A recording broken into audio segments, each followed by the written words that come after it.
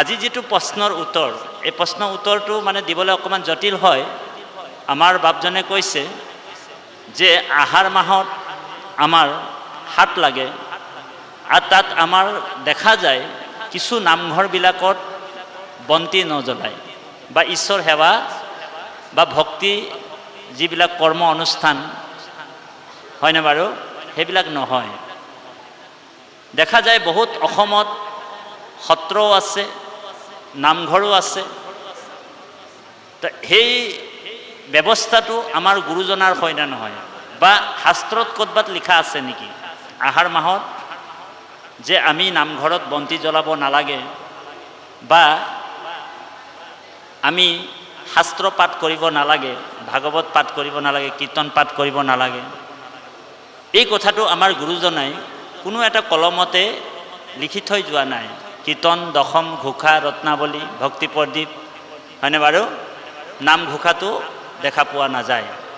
কিন্তু এতিয়া আমি পৰম্পৰাগতভাৱে যদি চিন্তা কৰা হয় দে বাপাইসকল, যিসকল অবৈষ্ণৱ হয় দে, বৈষ্ণৱ নহয়, যিসকল এক দেৱ এক সেৱ একবিনে নাই কেও, যিটো গুৰুজনাৰ ধৰ্ম, সেই ধৰ্ম ব্যৱস্থাত যিসকলে নাই তেওঁলোকৰ কাৰণে সেই ব্যৱস্থাটো আছে, তেওঁলোকে সেইটো মানিবই লাগিব। পৰম্পৰাৰ যিটো তেওঁলোকৰ হাত লগাৰ ব্যৱস্থা, 5 দিন বা 4 দিন বা 3 দিনে হওক, তেওঁলোকে খেতি হাল বাবলৈ নাযায়। আৰু এই পৃথিৱীখন অপবিত্ৰ বুলি ভাবা হয়। অম্বুবাচী যিটো মেলা, অম্বু মানে পানী, আৰু অপবিত্ৰ হোৱাৰ কাৰণে এই ব্যৱস্থাটো তেওঁলোকে নকৰে। কিন্তু আমাৰ ভকত বৈষ্ণৱৰ কাৰণে মহাপুৰুষ গুৰুজনাই কৈছে যে যেতিয়া এই পৃথিৱীটো, পৃথিৱী শব্দৰ অৰ্থটো হৈছে যিমান গছ তৰু লতা তৃণ আছে এই পৃথিৱীত, মাটি পানী বায়ু অগ্নি যিমান যি আছে সকলোকে পৃথিৱী বুলিয়ে ধৰা হয় দে বাপাইসকল। এতিয়া বহুতে ভাবে যে অকল পৃথিৱী অম্বুবাচী মেলা যেতিয়া হয়, অম্বুবাচী হয়, তেতিয়া অকল বোলে আপোনাৰ মাটিতে বোলে মাটিটোৱে অহুচি হৈছে, পানীটো হোৱা নাই, এনেকুৱা ভাৱনা যদি থাকে, বোলে মাটিটোত হাল বাব নালাগে কিন্তু পানীটো খাব লাগে, এনেকুৱা যদি ভাৱনাত থাকে তেনেহ'লে এইটো আমাৰ অশুদ্ধ হ'ব। কাৰণ মাটিটো আৰু পানীটো একেলগে সম্পৰ্ক হৈ থাকে, হয়নে প্ৰভু? এতিয়া আপোনালোক চাব, বহুতে আকৌ সেইটো সময়ত মাটিটোত ভৰিয়ে নিদিয়ে, কিন্তু তেওঁলোক পানী খাব নালাগে নিয়মমতে, হয়নে বাৰু? পানীও খাব নালাগে, কাৰণ মাটি আৰু পানীৰ মাজততো সম্পৰ্ক আছে। কাৰণ গোটেই পৃথিৱী যেতিয়া অহুচি হৈছে তেনেহ'লে পানীটোও অহুচি হৈছে। আৰু মাটিত হোৱা যিটো ফল, যিটো বৃক্ষ য'ত ফল লাগিছে সেইটো অপবিত্ৰ। এতিয়া আমি তাত অন্ন নাখাওঁ, কিন্তু সেই ফলটো যদি খাইছোঁ তেনেহ'লে অম্বুবাচী অৰ্থ নাথাকে দে বাপাইসকল। কিন্তু সেইটো বিজ্ঞানসন্মতভাৱে আমি যদি চিন্তা কৰোঁ তেনেহ'লে আমাৰ এইটো ভুল হ'ব যে পৃথিৱীয়ে গোটেই আমাৰ সংসাৰৰ যিবিলাক আমাৰ মানে বোজা, এই সংসাৰৰ বোজাটো পৃথিৱীয়েহে বহন কৰি আছে। মনত ৰাখিব আপোনালোক, পৃথিৱীত যিমান পাপ হৈছে সকলোৰ বোজা বহন কৰি আছে ধৰিত্ৰীয়ে, হয়নে বাৰু? আৰু আপুনি মই যদি ভাবি লওঁ যে পৃথিৱীখন অপবিত্ৰ, তেনেহ'লে এইটো আটাইতকৈ ডাঙৰ মূৰ্খ বুলি কৈছে সেইজনক। কাৰণ পৃথিৱী কেতিয়াও অপবিত্ৰ হ'ব নোৱাৰে। আপুনি মই অপবিত্ৰ, পৃথিৱী অপবিত্ৰ নহয়। পানীটো অপবিত্ৰ বুলি ভাবে, আপুনি মইহে পানীক লেতেৰা কৰিছে, হয়নে বাৰু? পানীটো কোনে অপবিত্ৰ কৰিছে? আপুনি মইহে কৰিছে। আজি যমুনাৰ পানীটো চাব, কিমান শুদ্ধ পানী, গংগাৰ পানী কিমান শুদ্ধ পানী, কিন্তু সেই পানীটো কোনে লেতেৰা কৰিছে? আপোনালোক চাব, দিল্লীৰ যিখিনি মানুহখিনি আছে, যমুনা অপবিত্ৰ হৈ গ'ল, তাত পানীটোত গা ধোৱাৰ লগে লগে যিটো পবিত্ৰ তীৰ্থ পৰ্যটন কৰিবৰ কাৰণে মানুহ যায়, তাত ডুবকি লগাবলৈ যায়, প্ৰয়াগ গংগাত ডুবকি লগাবলৈ যায়, কিন্তু সেই পানীটোক অশুদ্ধি কোনে কৰিছে? আমাৰ মানুহবিলাকে মলমূত্ৰ ত্যাগ কৰিছে, কিমান জাবৰ জোথৰ পেলাইছে, অপবিত্ৰ কৰিছে। গতিকে এই গোটেই ব্যৱস্থাটোৰ ফালৰ পৰা বিজ্ঞানসন্মত যদি আমি চিন্তা কৰোঁ তেনেহ'লে পৃথিৱী কেতিয়াও অশুচি নহয় দে বাপাইসকল। তাৰমানে পৃথিৱী সদায় পবিত্ৰ। আৰু ভকতে এতিয়া ভকতৰ কথা এটা আছে, এই যে নামৰ ব্যৱস্থাটো, হৰিৰ নাম কীৰ্তনত নাহি কাল দেহপাত্ৰ নিয়ম সংযম একো বিধি। হৰিৰ নামৰ লগত এই অম্বুবাচী মেলা বা কিবা হাত লগা এইবিলাকৰ কোনো কথা নাহে।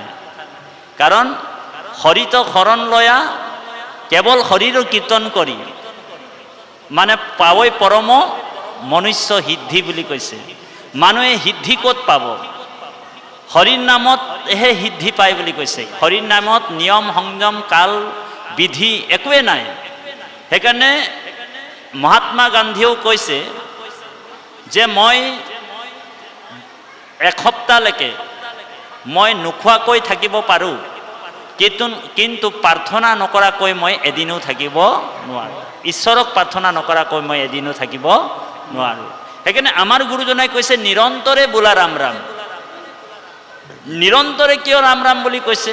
ভগৱন্তৰ কথা বা ঈশ্বৰৰ সেৱাত কোনো নিয়ম সংযম বিধি একো নাই। সেইকাৰণে আমি আমাৰ নামঘৰৰ দুৱাৰত নামঘৰ সদায় খোলা ৰাখিব লাগিব। নামঘৰৰ দুৱাৰ আমি সদায় খোলা ৰাখিব লাগিব দেই বাপাইসকল। ভকতৰ কাৰণে ব্যৱস্থা নহয়, এইটো অবৈষ্ণৱৰ ব্যৱস্থা। যিসকল বৈষ্ণৱ নহয় তেওঁলোক পৰম্পৰা মানিছে, কিবা অহুচি হৈছে কিবা হৈছে তেওঁলোকৰহে ব্যৱস্থা। কাৰণ আপুনি যেতিয়া ভকত হ'বলৈ চেষ্টা কৰিছে বা গুৰুজনাৰ সেৱক, তেতিয়া এইটো গুৰুজনাই কোনো কলমত লিখা নাই যেতিয়া আপুনি পালন কৰিব, আমাৰ কোনো দৰকাৰ নাই বাপাইসকল দেই। হাত লগা আমি পালন কৰাৰ কোনো দৰকাৰ নাই। সেইটো অবৈষ্ণৱৰ কাৰণে, বৈষ্ণৱ বা ভকতৰ কাৰণে নহয়। যিসকল আমি ক'লোৱে সনাতন ধৰ্মত শাক্ত দেৱ দেৱী পূজা কৰা মানুহ আছে। নীলাচল পৰ্বতত পাহাৰত আপোনাৰ যেতিয়া সতী যেতিয়া দাহন হৈছিল তেতিয়া সতীৰ কোলাত লৈ তাৰমানে দেৱাদিদেৱ মহাদেৱে পৃথিৱী ব্ৰহ্মাণ্ড ভ্ৰমণ কৰিছিল। আৰু এই কথাটো ভগৱান বিষ্ণুৱে দেখিলে, যদি মহাদেৱ যিজন এই সংসাৰখনক বিনাশ কৰে মানে শেষ কৰে, লয় কৰাজনে যদি এনেকুৱা নিজৰ পত্নীক লৈ কিনি ঘূৰি ফুৰিব, তেনেহ'লে গোটেই জগতটোৰ সৃষ্টি স্থিতি অন্ত তিনিওটা কাম হৈ থাকিব লাগে, নিৰন্তৰে হৈ থাকিব লাগে। যে এই যে লয় কৰাৰ ব্যৱস্থাটো বন্ধ হৈ যাব, সেইকাৰণে ভগৱানে কি কৰিলে, সুদৰ্শনক পঠিয়ালে, সতীৰ হাত 52টা টুকুৰা কৰিলে। 52টা টুকুৰা য'ত য'ত পৰিছিল তাত মানে এটা এটা শক্তিপীঠ হ'ল।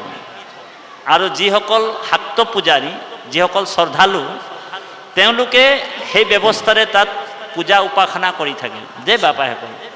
তেনেকুৱা সতীৰ এটা মানে অংগ, এই যোনি অংগটো নীলাচল পৰ্বতত পৰিছিল। আৰু তাতেই মন্দিৰ হৈছে কামাখ্যা মন্দিৰ। যিসকল শ্ৰদ্ধালু, যিসকল শাক্ত পূজাৰী আছে, তেওঁলোকে তাত সেৱা পূজা কৰি আছে। পৰম্পৰা মানে অনাদিকাললৈকে তেওঁলোকৰ সেইটো পৰম্পৰা চলি আছে। সেইটো তেওঁলোকৰ ব্যৱস্থা, এইটো বৈষ্ণৱ বা ভকতৰ ব্যৱস্থা নহয়। তাত নিয়মিতভাৱে তেওঁলোকৰ যিটো সতীৰ যিটো অংগ পৰিছিল তাতেই মন্দিৰ হ'ল, তাতে তেওঁলোকে বলি বিধানো কৰে। এতিয়া ভকতজন বৈষ্ণৱজন যদি আমি তাত যাওঁ, তেনেহ'লে আমাৰ গুৰুজনাইতো দেৱী পূজাটো বন্ধই কৰিছে। আন দেৱ দেৱী নিন্দাও কৰিব মানা কৰিছে, আমি নিন্দাও কৰিব নাপায়, হয়নে বাৰু? আৰু বন্দনা কৰিবলৈও কোৱা নাই গুৰুজনাই। কি বুলি ক'লে? আন দেৱ দেৱী নিনিন্দিবা আৰু নবন্দিবা। আমাক সাৱধান কৰিছে যে তুমি আন দেৱ দেৱী কেতিয়াও নিন্দা নকৰিবা। কাৰণ ভগৱন্তৰ বিভূতি, সব দেৱ দেৱীবিলাক ভগৱন্তৰ বিভূতি হয়। কিন্তু আমাক কৈছে কৃষ্ণ এক দেৱ দুখহাৰী কাল মায়াদিৰো অধিকাৰী, কৃষ্ণ বিনে শ্ৰেষ্ঠ দেৱ নাহি নাহি আৰ, সৃষ্টি স্থিতি অন্তকাৰী দেৱ তান্ত বিনে নাহি আনক কেৱ, জানিবা বিষ্ণুহে সমস্ত জগতে সাৰ। গতিকে আমাক একমাত্ৰ পৰম পুৰুষ ভগৱানক, যি পৰম তত্ত্ব, যি সুপ্ৰিম, যি বেদৰ গুপুত ধন, বেদৰ যিটো গুপুত ৰহস্য, সেইজনে হৈছে নাৰায়ণ। সেই ভগৱন্তৰ ভক্তি কৰিবলৈ আমাক কৈছে। সেইকাৰণে আজি নামৰ আশ্ৰয় লৈছোঁ যে নাম এৰি আন মতে মুখ্য চাহৈ নুহিকা সিটো পণ্ডিত জানিবা মূৰ্খটো অধিক হেহিহে তাহাৰ মত খণ্ডিত। আমি সেই মতবিলাক খণ্ডন কৰিব লাগিব। কি মতবিলাক?